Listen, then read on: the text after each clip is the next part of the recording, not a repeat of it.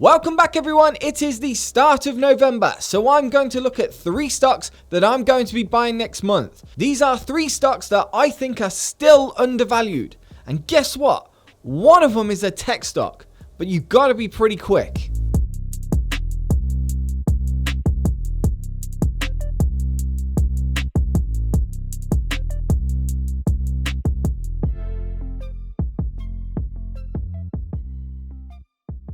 Welcome back everyone, my name's Paul. I hope everyone enjoyed their first few days of lockdown. I know I sure did. But I'm not going to get into that, I've got my own personal opinions. Let's get straight into the portfolio. Currently my portfolio is sitting at 17,197. This is a mixture of my income pie, which is my dividend investment portfolio, and £1,000 that is in the S&P 500. My income portfolio is made up of lots of different companies from all different sectors, but today I'm going to show you 3 stocks that are performing really well, but I'm going to continue buying next month because I still believe they're undervalued. And I'm going to start with an easy one, which is Merck & Co. Merck is a US drugs company that has just released an excellent Q3 earnings report, all driven by its main drug, Keytruda.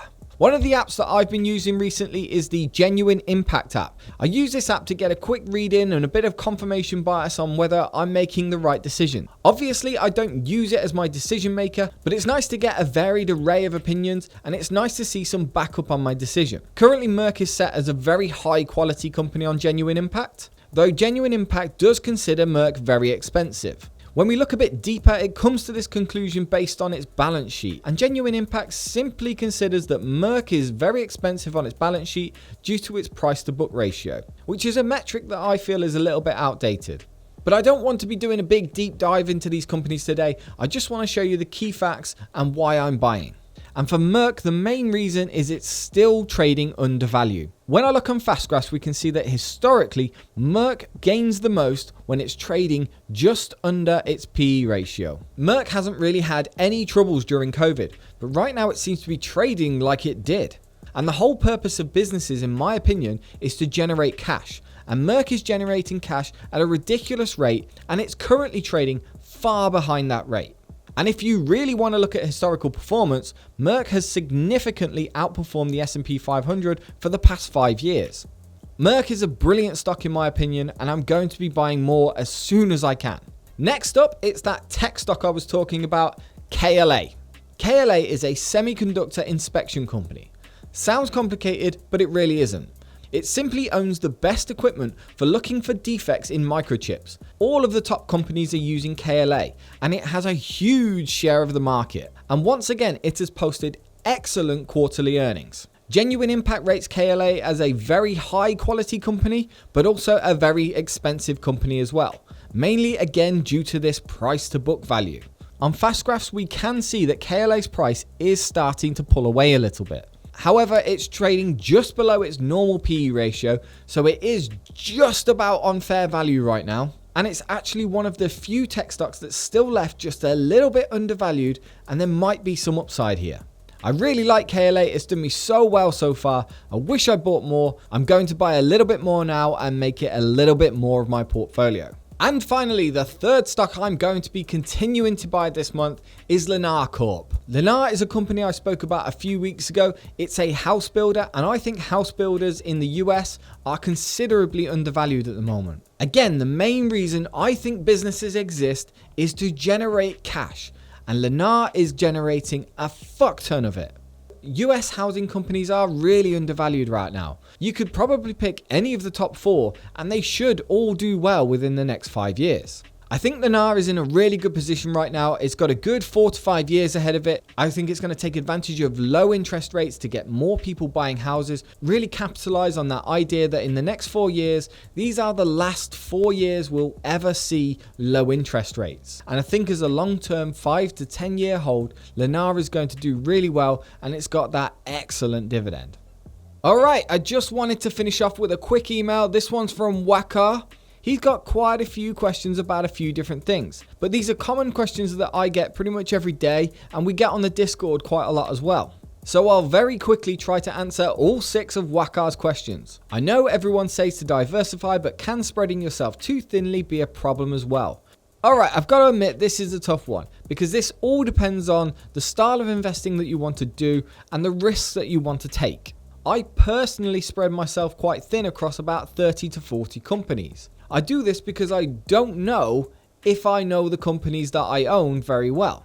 I feel confident enough in the sense that I know quite a bit about the companies and I'm willing to put my money into them. But I'm willing to straddle the line a little bit where the internet has given us a lot of information on companies and now we're able to make very good decisions based on that information. But also straddling that Warren Buffett principle a little bit where I know I'm pretty ignorant and I can't possibly know everything about Bristol Myers Squibb and all of its drugs. There are studies out there that show you could pick 5 random growth stocks. All you'd need is one of them to pay off and you'd happily beat the market. So it's all down to your risk tolerance and how happy you are of your understanding of these companies. Number 2, how do you track your portfolio outside of Trading 212? Do you have a spreadsheet? And if yes, what sort of things do you track? I have one spreadsheet outside of Trading 212 and that tracks my dividend growth. That's all it does. I can see Trading 212 bringing in all sorts of different tools in the future, so I really can't be bothered to go and make my own. Number 3, why are companies listed on 2 different exchanges? I can't seem to work that one out. And how do you pick the correct one when investing? I guess if it's UK versus US, you would pick the UK one because of tax, I think. But what if it's US versus EU? As far as I can tell, companies are listed on multiple exchanges just to get more exposure to that local population. People like to buy shares in their own currency. There's lots of UK companies on the New York Stock Exchange listed as ADRs. It simply delivers more access around the world. As for dividends and tax, you've got to look at the country of origin. So the US has a 30 to 15% dividend tax, so do Switzerland and Germany. Number 4, are ETFs on Trading 212 free to invest in? The same ETFs on other platforms incur a management fee from the ETF provider itself. Is that free on Trading 212? To actually buy an ETF on Trading 212, it is free. However, within the ETF, there is a management fee which is taken out and reflected in the price. So you do get charged 0.07, I think it is, with VUSA, but you'll never actually see that fee. It all just gets amalgamated into the price. Trading 212 at least says it doesn't take a fee. Number 5, again on ETFs, I find it hard to pick the correct one when there's 2 listings. Take FTSE 100, you have VUK and VUKUG.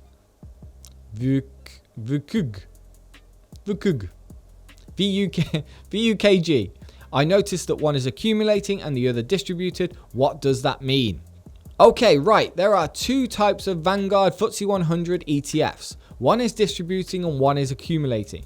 You can find out the difference between the 2 and all the details on the Vanguard website. Just search it in Google, you'll find it.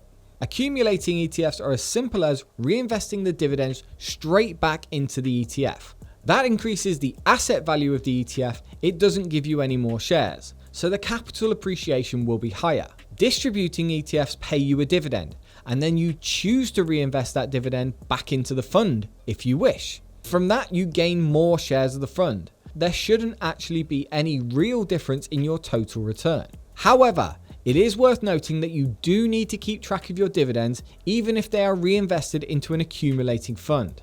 You won't see these dividends, but they are still taxable. You need to remember that.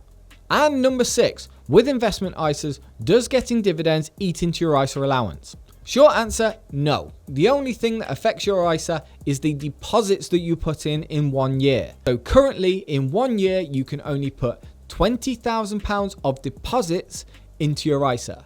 Anything else that grows within that, any buys, any sells, any dividends, that all stays in that ISA, and that is allowed to go over £20,000. Thank you very much for watching, everyone. Please let me know what you think of my picks next month. Also, if you think there's any bargains out there, please let me know. I'm always looking out for new companies. The investment app that I use is called Trading 212. If you wanted to get into investing, you can sign up through a link in the description below. If you sign up through that link, you get a free share.